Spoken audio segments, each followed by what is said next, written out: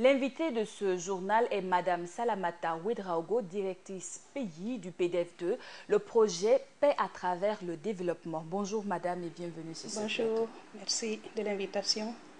Depuis hier, vous avez tenu un atelier de capitalisation du projet qui a pris fin aujourd'hui.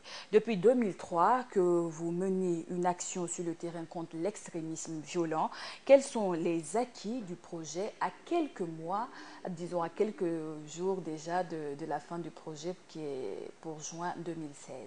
Ok, merci bien.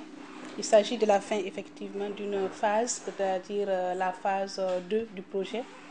J'aimerais peut-être faire un bref rappel de l'historique de ce projet, parce que la phase 1 n'a pas concerné le Burkina Faso.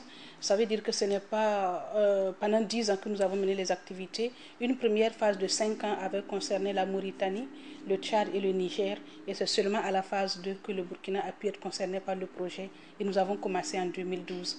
Donc ce sont les activités de 2012 à maintenant que nous avons capitalisé, et les participants ont décelé plusieurs acquis. Aussi bien les acteurs de PDF2, les partenaires que les bénéficiaires ont décelé beaucoup d'acquis du projet, ce qui nous donne une grande satisfaction. Alors, une très grande satisfaction. Qu'avez-vous pu constater sur le terrain burkinabé? On a constaté qu'il y a maintenant la cohésion sociale, puisque le projet lutte contre l'extrémisme violent et vise à accroître la résilience des communautés. Et donc, nous avons constaté qu'il y a maintenant une bonne cohésion sociale parce que nous avons des acteurs qui font de la prévention et de la gestion des conflits dans leur communauté. Nous avons des jeunes qui sont formés pour sensibiliser d'autres jeunes par le théâtre, par des projections de films, par juste aussi leur leadership, à sensibiliser d'autres jeunes sur les questions de non-violence. Et on a remarqué, les acteurs ont témoigné, que les jeunes qui sont impliqués dans les activités de PDF2 sont des jeunes qui ne sont pas violents, qu'ils savent revendiquer dans le civisme et qu'ils ne se revendiquent pas toujours dans la violence. Et ça, c'est un point de gain. Nous avons également remarqué qu'il y avait des jeunes qui étaient autonomisés, parce que nous formons des jeunes également pour les autonomiser afin que ces jeunes ne soient pas enclins à rejoindre des groupes extrémistes, parce que souvent c'est juste parce qu'ils ont besoin de quoi s'autonomiser, de quoi se nourrir, se vêtir des motos, qu'ils rejoignent les groupes extrémistes. Et nous, on a autonomisé beaucoup de jeunes qui ont témoigné aujourd'hui qu'ils sont autonomes, ils se prennent en charge et ils prennent quelquefois même en charge des familles. Ce sont des points de satisfaction. Alors, il y a le rapporteur spécial des Nations Unies sur la liberté d'expression, David Key, qui dans un communiqué indiquait que la lutte contre l'extrémisme violent peut servir de parfaite excuse à des régimes autoritaires déjà pour restreindre la liberté d'expression et pour contrôler l'accès à l'information. Êtes-vous du même avis que ce monsieur? Bon, c'est pas que je suis pas de son avis, c'est pas que je suis contre son avis, mais l'extrémisme, la lutte contre l'extrémisme violent n'amène pas forcément des brimades sur le plan des libertés, parce que nous on a relevé que même que c'est un facteur, les questions de droits humains, quand les droits humains sont bafoués et quand il y a des régimes autoritaires, ça aussi ça amène l'extrémisme violent.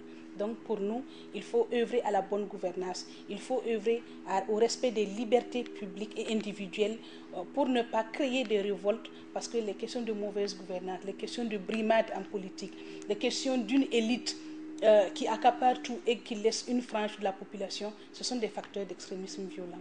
Vous avez vu qu'un policier stagiaire qui avait décidé de réguler la circulation a malheureusement perdu l'âme. Cela en lien avec un individu qui a brûlé le feu et qui est passé sur lui. Alors selon vous, dans un contexte comme le Burkina, quelle est la meilleure des manières de mener une lutte contre déjà l'incivisme et contre l'extrémisme violent? Okay. Nous avons, par notre stratégie, trouvé la solution, et c'est effectivement les jeunes eux-mêmes que nous utilisons pour sensibiliser les autres jeunes. Ça, c'est un point. Mais il y a la gouvernance de manière générale. Il faut aussi savoir pourquoi au Burkina, il y a l'incivisme ces derniers temps, parce que ça n'a pas toujours été ainsi. Je crois qu'à un moment, il y a eu une fracture entre les citoyens et les gouvernants. Et si vous vous rappelez, un jour, un individu a été pourchassé par la police et a perdu la vie. Et il y a eu une grogne au niveau du marché central.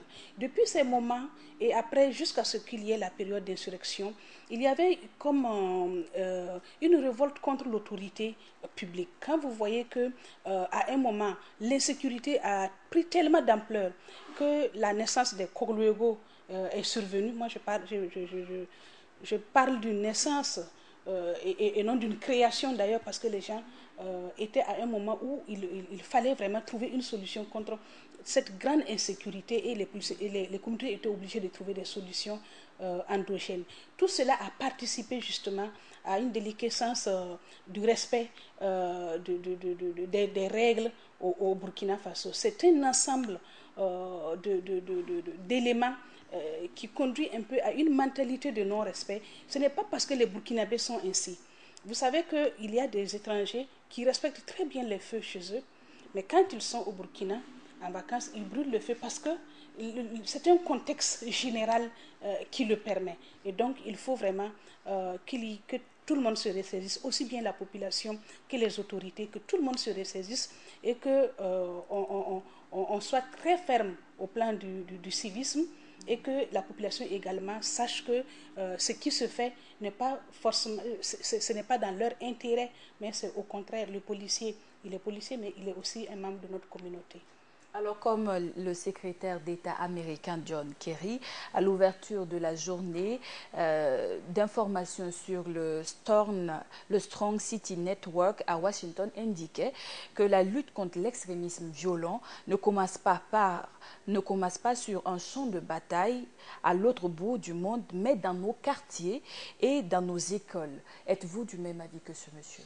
Je suis exactement du même avis, et c'est pour cela qu'au niveau de PDF2, nous avons créé les comités d'action communautaire, et nous demandons la pérennisation justement de ces comités d'action communautaire. Ce sont des cellules de veille au niveau communautaire qui visent à prévenir les conflits, à résoudre les conflits qui sont déjà nés. Ils ont beaucoup résolu des conflits fonciers qui sont récurrents dans nos zones d'intervention.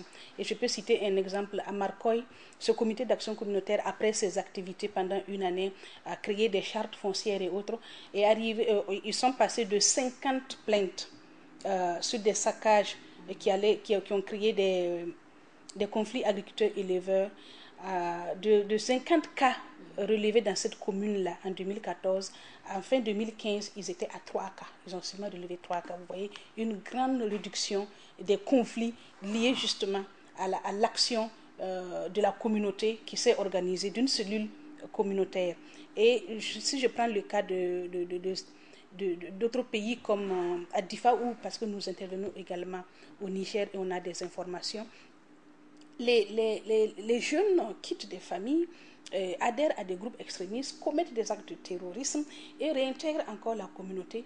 Et on sait que c'est dans la communauté qu'ils sont. Et quand on crée des cellules de proximité comme ça, ce n'est plus possible parce qu'ils seront dénoncés, ils seront punis. Donc je suis entièrement d'accord que c'est au niveau de nos communautés que nous pouvons aussi lutter contre l'extrémisme violent, par la sensibilisation, par l'éducation, par la prévention et par la concertation lorsque le conflit survient.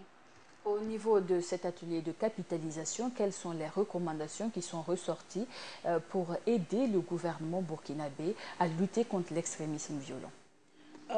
La première recommandation de tous les participants, c'était que le champ d'action de PDF2 connaisse un élargissement s'il y a une nouvelle phase qui va venir. Donc s'il y a la phase 3 de PDF2, il faudrait prendre en compte plusieurs provinces, même les acteurs qui sont dans nos zones d'intervention, qui sont les régions du centre, la région du nord, la région du Sahel, même eux souhaitent que d'autres régions bénéficient de l'action de PDF2. Donc il y a une grande recommandation que le champ d'action s'élargisse. Il y a une recommandation que l'État également joue une partition pour autonomiser la jeunesse, parce que c'est une grande question qui dépasse le cadre d'un projet, fut-il un grand projet. Et il y a d'autres recommandations liées au fait qu'au niveau communal, ces questions qui qui sont traitées par PDF2 peuvent également être prises en charge par les communes elles-mêmes, comme l'action des comités d'action communautaire, comme l'autonomisation de la jeunesse et l'appui également aux organisations de la société civile. Et la grande recommandation, c'est aussi de continuer à promouvoir la bonne gouvernance parce que c'est un socle également de promotion de paix. Merci beaucoup, Madame Ouedraogo. Merci d'être venue sur ce plateau. Merci à vous.